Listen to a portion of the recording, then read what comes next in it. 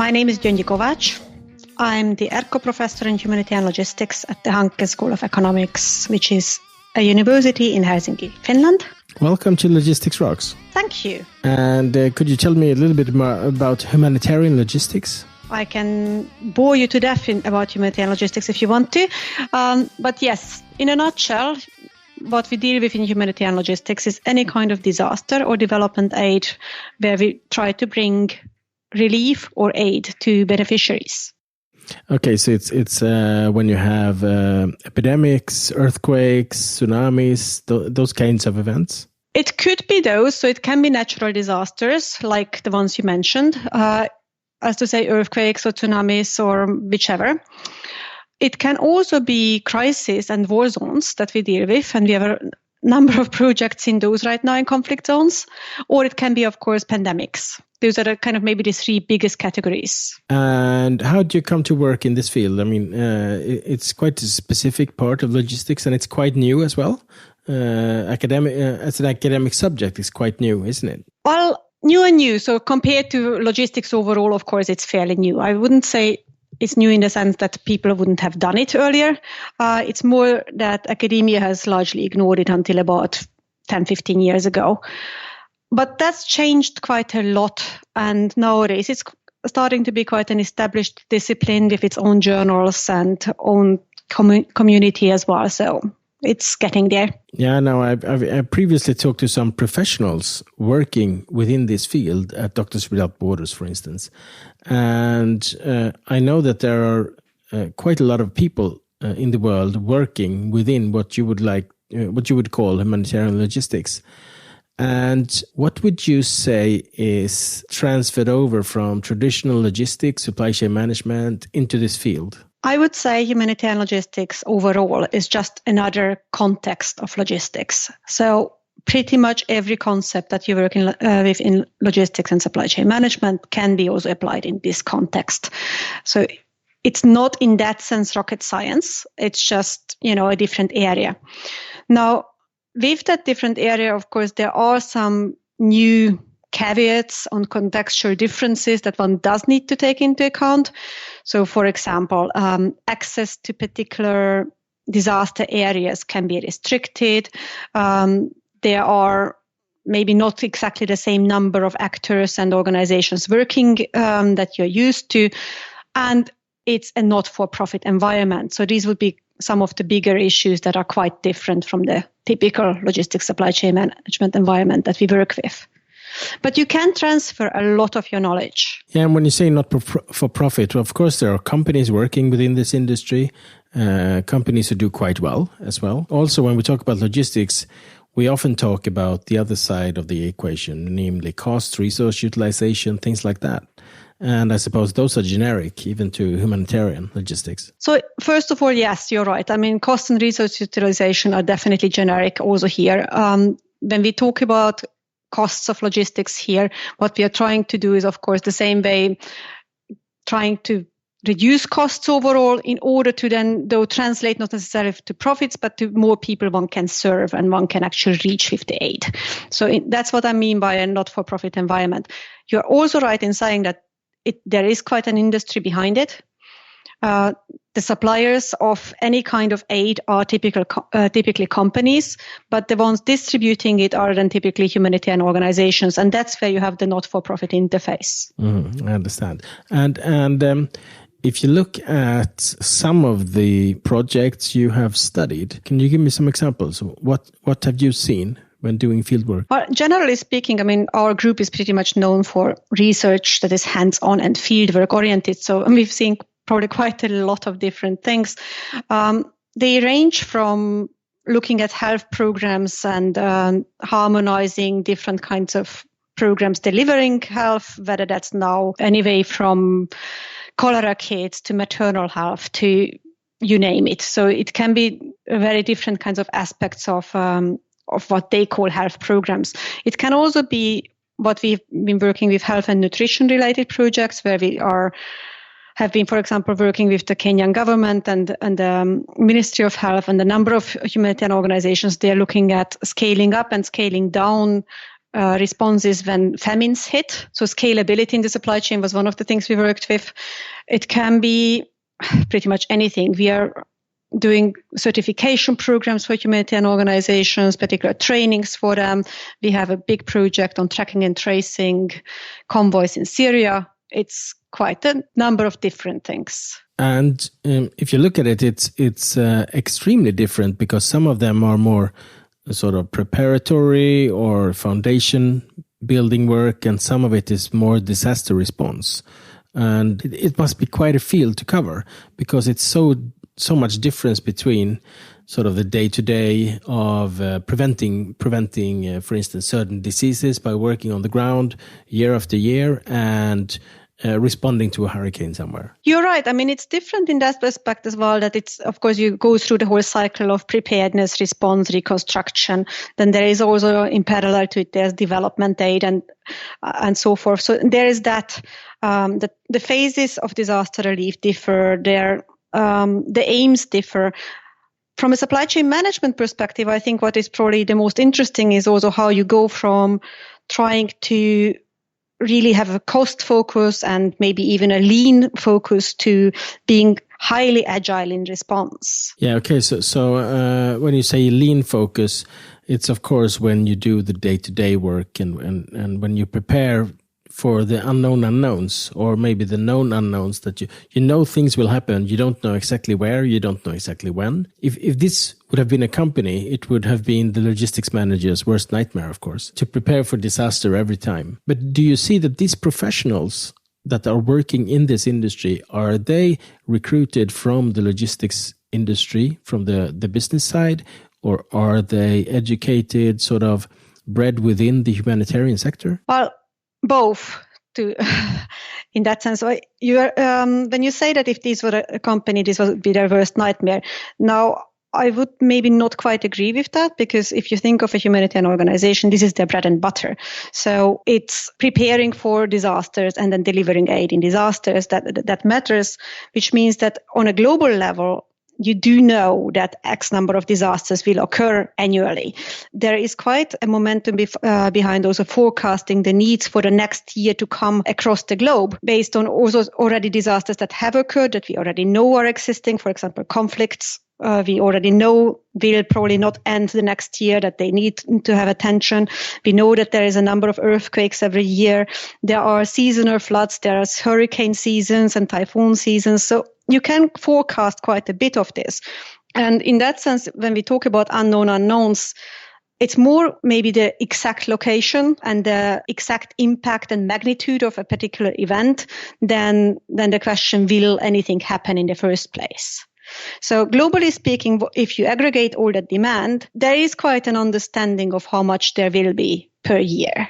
But is it the same organization, the same people responding to all the events, or because when you break it down, it will of course be harder to predict on a continent by continent basis or a country by country basis, and all of those countries need their own response teams and their own professionals in the area. So on a global scale, yes, I can understand you can predict, even though we some say we will see an increase in climate-related disasters because of the likelihood of extreme weather conditions in the future. But how easy is it to predict when you go down on a national level? You're right. I mean, there is, of course, a difference between the global scale and the national level. I mean, and also climate-related disasters are on the increase. I mean, that's also kind of built into many of these forecasts. On the national level, every country has its own disaster profile. So we would in Finland here have a disaster profile that when it comes to natural disasters, we look at particularly storms and floods. Where I come from in Austria, our biggest issue were avalanches, so, and of course floods as well. So it really depends a bit on where you are, what you're also dealing with. I wouldn't expect a tsunami in Austria, nor in Finland, to be very honest. So you can a bit take it down to the local level. Where it is a bit more tricky is to say exactly which organization is going to respond where. So definitely from an organizational perspective, it can be trickier to see what you're going to do next year and in which areas. But back to another question that you asked me, like where do the typical humanitarian logisticians come from? It's quite a mix. So there are those who start off with working in this field directly and basically are bred within this industry in that sense. But there are also the ones who work with companies. For example, the typical roster of a humanitarian organization in the Nordic countries would be consisting of people who work in a variety of industries in different companies and who are called in only whenever a disaster occurs to be sent out to the field. Like volunteers? Well, I wouldn't necessarily call them exactly volunteers. To be on a roster of an organization, you have to qualify. It's like kind of being a pre-qualified supplier when it comes to it. You also have to undergo certain trainings. But you typically work in a similar environment in a company, and then you're called in. I also don't call them volunteers for the reason that these are usually paid missions. So in order to become an expert like this, if you want to be one of these people on the roster, would that be coordinated by the local governments? Or are there other organizations, like international organizations, that you can apply for these positions, or sort of raise your hand and say, well, I want to be a part of this? Typically, I would say it's more like directly with the humanitarian organizations that one enrolls in a certain roster. So, for example, here in Finland, it would be the Finnish Red Cross or Finchurch Aid that have their specific rosters. Globally speaking, UN organizations might have their volunteer and roster basis as well, and so forth. When it comes to governments, there it really depends. Yes, there are governments that have a very strong focus on this, and where, for example, municipalities would have their own emergency teams. There are also actually companies that would have the emergency teams. So, for example, telecom companies very often have an emergency telecoms team that they can send out.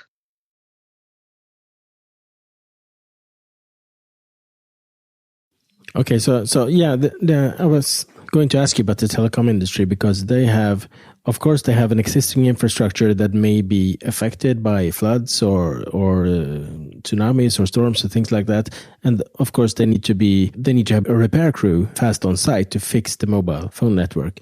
But they also have a role in connecting disaster areas. We're using drones, using new technology to build mesh networks and things like that, and from what I've read, that's a really booming sector at the moment. Yes, it is. And it has good reasons for that. I mean, if you think of it, one of the first ways to reach out to a community that has been impacted by a disaster would be to see, okay, so what are the needs, and call even just on the ground. To send out warnings, you often need a telecoms network that is operating. And sadly, that's where you can see that what went wrong in Indonesia is that the telecoms network was knocked out before the warning went out. So you do have quite a lot of reliance on these networks. In fact, if you want to look at where the largest needs are after a disaster occurred now, especially when it comes to natural disasters, is when you look at the map and see that there is a black spot in terms of telecoms. So if the network has been knocked out, you pretty much have a good hunch that that's where the largest needs will be. Yeah, of course. It's not necessarily there where people shout the loudest, but where you actually don't have any input whatsoever. But it's the similar thing with logistics service providers. They usually have, like the bigger ones in the world, have an emergency team. And they have existing partnerships with humanitarian organizations as well. So they train particular people whom they can send out to disasters as well. Yeah, and if you continue the analogy of business logistics or supply chain management, they of course also have a preparedness for disasters or for unwanted events or events that may need some extraordinary response.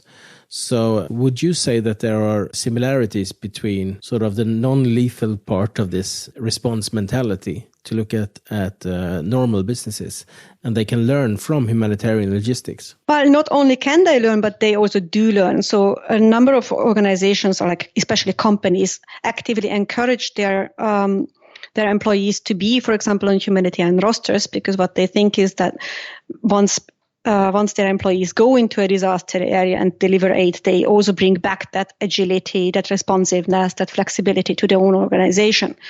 So there is quite an active part of it in secondments from companies to humanitarian organizations and vice versa, just for this learning aspect. Also, we've had a project with a logistics service provider where the only thing that company wanted to get out of it is learning from humanitarians. So it's sending the employees to boot camp. Well, in a way that, but also just learning from the structural flexibility, if you want to call it that, how to set up a network that can very quickly mobilize. And if we look at a third sector, if we have the private sector, and then we have the humanitarian logistics actor sector, and then we have the military sector, the defense sector, would you say that there is also some lessons to be learned from the military or vice versa between humanitarian? Absolutely. I mean, both of them have the very kind of, they have large periods of time where they are kind of just preparing for the next disaster, and then they have the sudden mobilization for something. So you would definitely have it in both. As also in the business sector, I mean, if you think of any supply chain disruption. So at the time of a disruption, that's when you have to start mobilizing, or ideally a bit earlier if you have a bit of a warning. And the same goes for the military. I mean, they mobilize for particular action, whether that's peacekeeping or whether that's now war. I mean, of course, it depends on what you're really after there. But there are also crucial differences between the military and the humanitarian sector. So a typical military organization has a lot of manpower, a lot of training, and a lot of assets. They build up their capacity by just having that capacity and maintaining it. It's an expensive machine, yes. It is, versus the typical humanitarian organization would not have neither the manpower lying around, so to say, nor the assets for it. So they are kind of much less resource intensive over time. What they rather do is to then bring in that capacity through their network whenever they are mobilized. And of course, I mean, that's fully natural because they are, a lot of them are funded by donations and things like that. So of course, they don't have the budget that the defense system normally has in countries. So yeah, they don't. And I don't think they want to have in that sense either. I mean, that's not the idea of a humanitarian organization. Ideally, what you want to do as a humanitarian logistician is to do your job well and then be out of job so that you're not needed anymore. Yeah, that would be ideal. So and this is a question I ask everyone. If you're given 10 million euros or $10 million, what would you invest in? I would actually probably invest in logistics education, making logistics kind of a way of thinking for people. Not only in the humanitarian organizations, but elsewhere also? Of course, the humanitarian aspect of it is important, but I think just generally thinking of how to organize things, how to move materials, whether that's when it's difficult or whether that's kind of a normal kind of lean flow. That thinking, if people would have it and that awareness, I'm pretty sure the world would be a better place. Yeah, that's a good answer. And if you look 10 to 15 years into the future and within this area of humanitarian logistics, what would a typical career or task description be for professionals working in the sector? I think compared to what it is now, in 10, 15 years, there will be a number of things that impact on the job profile of humanitarian logisticians. One is the need to understand the existing markets and the existing supply chains in any region, both for the purpose to be able to procure more locally, and that's the whole localization aspect of it is quite a trend in this area, but also to be able to really evaluate when to bring materials and items to people and when to deliver cash. So this whole cash programming and cash and voucher systems aspect of humanitarian logistics is very much on the rise. We are abolishing cash in Sweden almost, and it's a very fast development.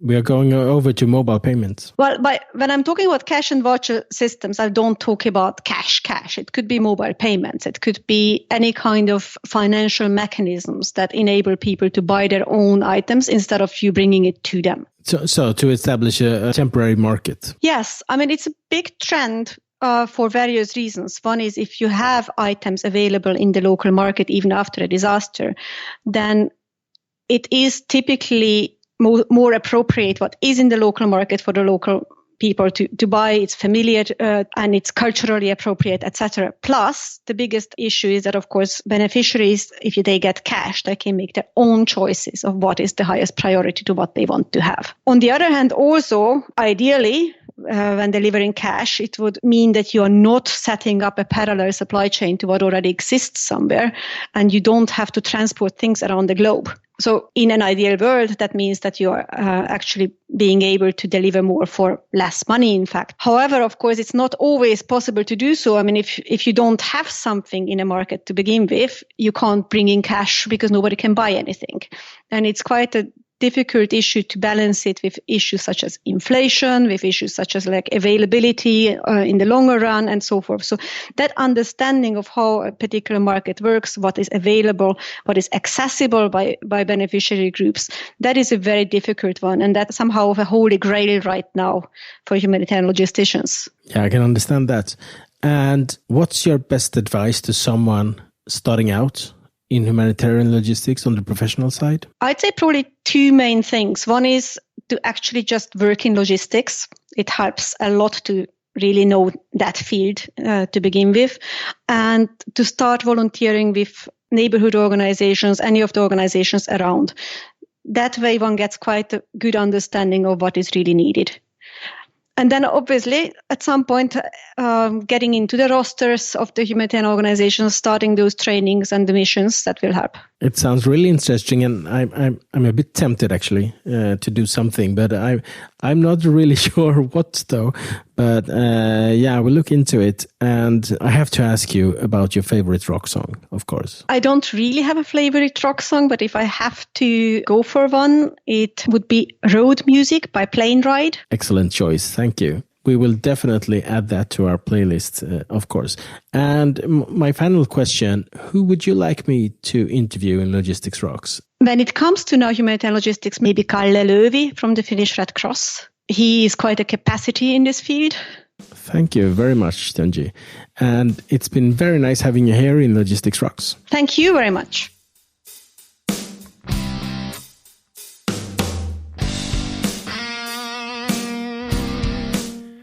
Thank you, Gyöngyi. That was really insightful, and I learned a lot during our talk about how you can approach humanitarian logistics from a research perspective, and how you can systemize knowledge and then disseminate this knowledge to the ones who need it the most. Next up is one of those who need this knowledge, and that's Johanna Linder. She is a logistician working within Doctors Without Borders. She has done many things within this organization. Among other things, she's been the person on the ground during the Ebola outbreak in 2015 in Liberia, where she was the supply chain manager on site, which of course is a really difficult situation, as you might imagine, and she will also tell us a bit about this during the interview. Now Johanna is working from Brussels, where she orchestrates several different actions within Doctors Without Borders. So stay tuned and load up the next episode to listen to and learn from Johanna Linder.